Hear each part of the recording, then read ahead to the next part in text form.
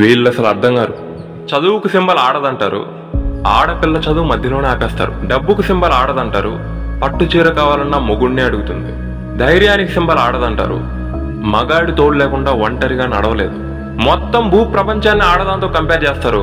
ఆడపిల్లకి ఇల్లు తప్ప మరో ప్రపంచం తెలియదు. కారణం ఏంటో తెలుసా? ఇక్కడ 90% మంది ఆడపిల్లలకు వాళ్ళ నాన్న అంటే ఇష్టమైతే 99% మంది నాన్నలు వాళ్ళ కూతుర్ల జీవితాన్ని సర్వనాశనం చేస్తున్నారు. పరువు అని వణుకొక్కొక్క నా కొడుక్కి. వీళ్లకు పిల్లలు పుట్టింది వాళ్ళ కోసం బ్రతకడానికో నలుగురు కోసం బ్రతకడానికో అర్థం కాదు. కూతురికి 15 ఏళ్లు దాటితే చాలు మంచి శాలరీ వచ్చి అల్లుడి కోసం వెతికి వాడింటికి పంపేయడానికి తొందర ఎక్కువ. పెళ్లి ఘనంగా చేసి నలుగురిలో గొప్పలు చెప్పుకోవడంపై ఉన్న ఆలోచన కూతురి సంతోషం మీద ఉండదు. దానిదేముందిలే, డబ్బున్నోడికిచ్చి పెళ్లి చేస్తే ఆటోమేటిక్ గా సుఖంగా బ్రతికేస్తుంది అనుకున్నావా? డబ్బున్నోడి ఇంటికెళ్ళి నీ కూతురు చేసేది సంసారం కాదు, స్లేవరీ. 4 నగలేసుకుని మంచి చీర కట్టుకొని తిరుగుతుంటే సుఖపడిపోతుంది అనుకున్నావు. Richest slavery.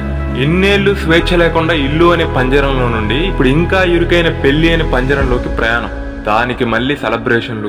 పెళ్ళంత ఘనంగా చేశానని తలెత్తుకొని తిరగడం కాదురా, కూతుర్ని తన కాళ్ల మీద తను నిలబెట్టలేకపోయినందుకు, ప్రతి దానికి వేరే వాడిపై ఆధారపడేంత బలహీనంగా పెంచినందుకు తల దించు నా కొడక.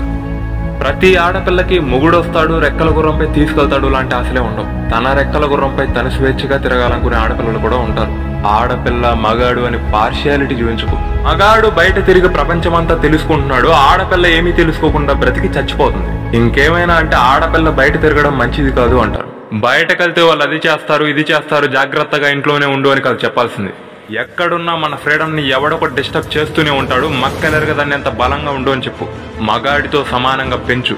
ఎవడు చెప్పాడు ఆడపిల్ల సెన్సిటివ్ అని? ఇది వింటున్న నువ్వు ఆడపిల్లవైతే చెప్తుంది నీకే. నేను కన్న వాళ్ళకి నేను పెంచడం చేత కాకపోతే కనీసం నువ్వైనా రియలైజ్ అవ్వు.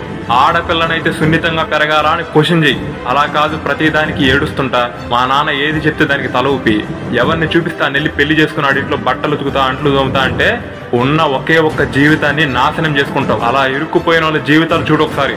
నీకేం 10 జన్మలు లేవు ఇక్కడ. ఈ జన్మకి ఇలా అడ్జస్ట్ అయిపోయి నెక్స్ట్ జన్మల్లో ప్రపంచాన్ని చూద్దాంలే అనుకోవడానికి బయలకు దొరికేసింది ఒకటే జన్మ. వీటన్నిటికీ ఒకటే పరిష్కారం. నీ కాళ్ళ మీద నువ్వు నిలబడు. నీ జీవితాన్ని నీ చేతుల్లో పెట్టుకో. 20 ఏళ్లు దాటితే ఎవరి మీద ఆధారపడాల్సిన అవసరం లేదు. మెంటల్ స్ట్రెంత్ లో ఫిజికల్ స్ట్రెంత్ లో మగాడితో పోటీపడు. నీ డెసిషన్స్ నువ్వే తీసుకునేంత స్వేచ్ఛని సంపాదించుకో. ఏ జిందగీ తేరా హే. ఎవడికో భయపడి ఒక్కో క్షణాన్ని త్యాగం చేయాల్సిన అవసరం లేదు.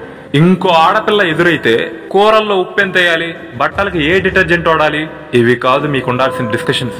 నచ్చిన ప్రపంచాన్ని చూడాలంటే ఏం చేయాలో దాని గురించి మాట్లాడుకోండి. స్విట్జర్లాండ్ లో నచ్చిన ప్లేసులు చూడాలంటే ఏం చేయాలో అడుగు. అలాంటి డిస్కషన్స్ పెట్టు. లైఫ్ కొంచెం బ్రాడ్ గా ఉంటుంది. ఇంత ప్రపంచంలో దొరికిన ఒక్క జన్మకి అర్థం ఉంటుంది. ఎంజాయ్మెంట్ కి హ్యాపీనెస్ కి జెండర్ డిఫరెన్స్ ఏంట్రా? You Born here and you have a right to live happily.